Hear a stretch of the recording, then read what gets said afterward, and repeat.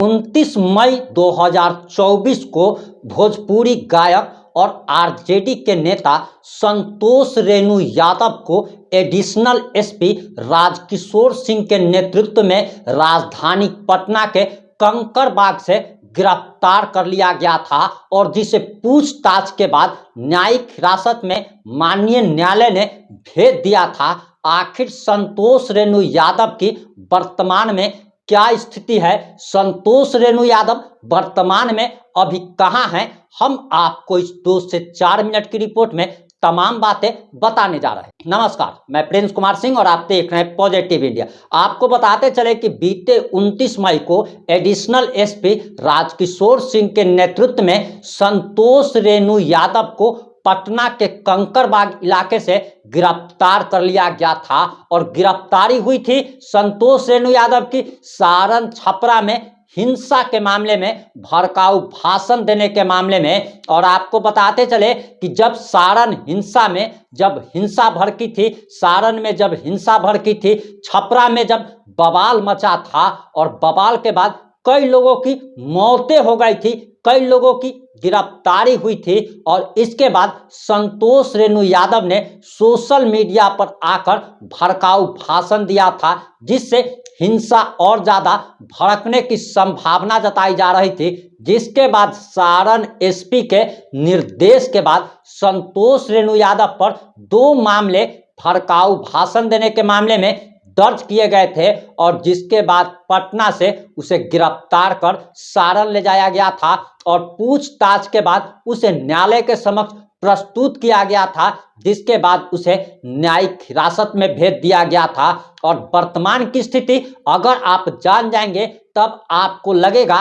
कि ये जितने भी लोग, चाहे संतोष रेणु यादव हो, विकास राज हो या इन जैसे तमाम वो लोग जो किसी के बहकावे में आकर किसी को भी गाली देते हैं, हिंसा भड़काने की कोशिश करते हैं, आखिर उनका अंजाम क्या होता है। संतोष रेणु यादव अक्सर तेज प्रताप यादव और तेजस्वी यादव के साथ अपनी तस्वीरें सोशल मीडिया पर पोस्ट किया करते थे, अपने आप को यदुवंशी सेना का राष्ट्रीय अध्यक्ष बताया करते थे, बड़ा दमखम दिखाया करते थे और कहा करते थे लालू प्रसाद यादव और उनकी पत्नी को राजमाता तक कहा करते थे। लेकिन संतोष रेणु यादव की वर्तमान स्थिति जानकर आप हैरान रह जाएंगे कि संतोष रेणु यादव अभी सारण छपरा के जेल में बंद हैं और बीते 1 महीना लगभग 10 से 12 दिन से लगातार वो जेल में ही है और अभी तक उनकी बेल नहीं हुई है।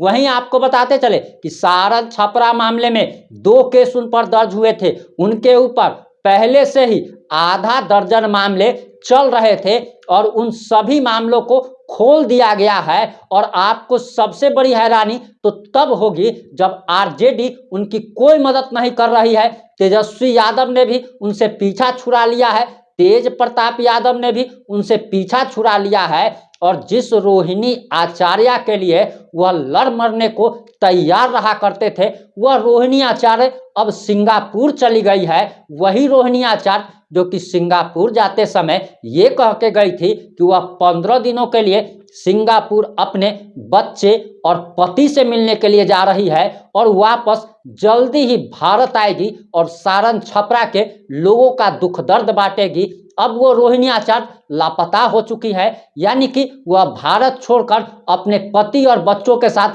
सिंगापुर में रह रही है और भारत आने की कोई संभावना भी नहीं है। वहीं आपको बताते चले कि इन दिनों विकास राज जो कि एक्सपोज मीडिया का अपने आप को पत्रकार कहा करता था, वो भी आजकल लापता हो गया है।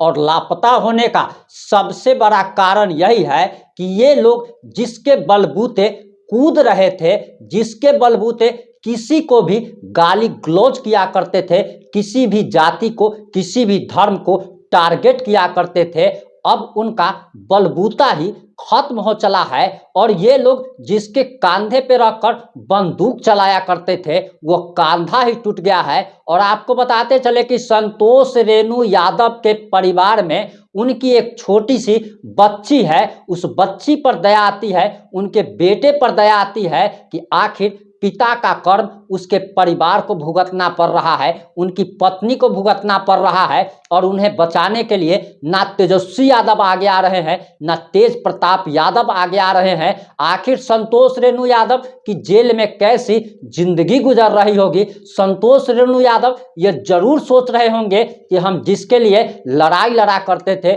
जिसके लिए हमने पूरे समाज को दुश्मन बना लिया, आखिर वो ही हमारा अपना अब बेगाना निकल गया है। उम्मीद करते हैं कि संतोष रेणु यादव की जल्द ही बेल हो जाएगी, क्योंकि जिसको भी जेल होता है बेल होना तय माना जाता है, चाहे 10 दिन में बेल हो जाए या 1 महीना में बेल हो जाए। लेकिन उम्मीद तो यही जताई जा रही है कि उन्हें कम से कम 3 से 6 महीने जेल में गुजारने पड़ेंगे। और ये भी उम्मीद करते हैं कि संतोष रेणु यादव जब जेल के बाहर निकलेंगे, जब भी जेल के बाहर निकलेंगे तो अपनी पुरानी गलतियों के लिए जनता से माफ़ी मांगेंगे, हर उस समाज से माफ़ी मांगेंगे जिसको भी उन्होंने गंदी गंदी गाली दी थी, और आरजेडी से वह पिंड छुड़ा करके अपने गायकी पर ध्यान देंगे, या फिर अगर राजनीति में ही जाना चाहेंगे तो आरजेडी उनके लिए ठीक पार्टी नहीं है। क्योंकि आरजेडी के बारे में कहा जाता है कि आरजेडी अपने कार्यकर्ताओं का भी काफी सम्मान करती है। लेकिन जरा सोचिए कि जिस आरजेडी के लिए संतोष रेणु यादव ने पूरी दुनिया को दुश्मन बना लिया, इससे कोई मतलब नहीं है कि आप संतोष रेणु यादव से प्यार करते हैं या नफरत करते हैं, लेकिन जरा सोचिए कि जिसके लिए उसने लड़ाई लड़ी वह उसका पीछा छोड़ चुका है, पिंड छुड़ा चुका है। और संतोष रेणु यादव को लगता था कि अगर उन्हें बिहार पुलिस जेल भेज देती है तो उनके लिए बड़ा आंदोलन किया जाएगा, उनके लिए जगह जगह पर धरना दिया जाएगा, जुलूस निकाला जाएगा। लेकिन ऐसी कोई भी बात नहीं हुई, और किसी यादव नेता, जिस यादव समाज के लिए संतोष रेणु यादव लड़ा करते थे, जिस यादव समाज के लिए संतोष रेणु यादव किसी को भी गाली गलौज दिया करते थे, उसी संतोष रेणु यादव को यादव समाज ने ही अब साइड लाइन लगा दिया है, और देसी भाषा में अगर कहा जाए तो भात काट दिया गया है।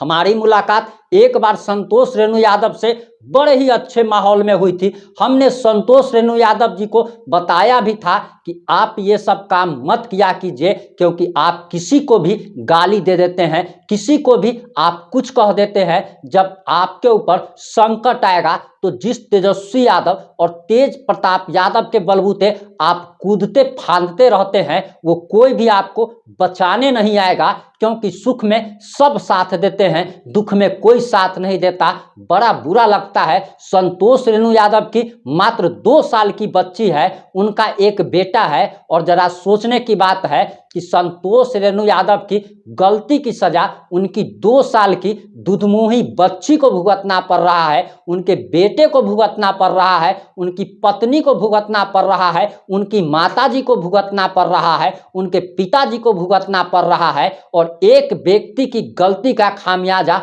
आज पूरा परिवार भुगत रहा है। हम संतोष रेणु यादव की ये कहानी आप लोग को इसीलिए बताने के लिए आए हैं कि आप में से बहुत सारे ऐसे लोग हैं, और अगर इस देश की बात की जाए तो करोड़ों ऐसे लोग हैं जो कि किसी नेता के लिए, किसी पार्टी के लिए, किसी जाति के लिए, किसी धर्म के लिए किसी को भी अपशब्द बोल देते हैं, बुरा बोल देते हैं। उन लोगों के लिए संतोष रेणु यादव एक सीख बन करके आया है कि आप लोग ऐसी गलती ना करें, वरना आप जिसके लिए लड़ाई लड़ रहे हैं वो आपको बचाने तक नहीं आएगा। इस वीडियो को ज़्यादा से ज़्यादा शेयर जरूर करें। जुड़े रहे हमारे साथ। जय हिंद, जय भारत।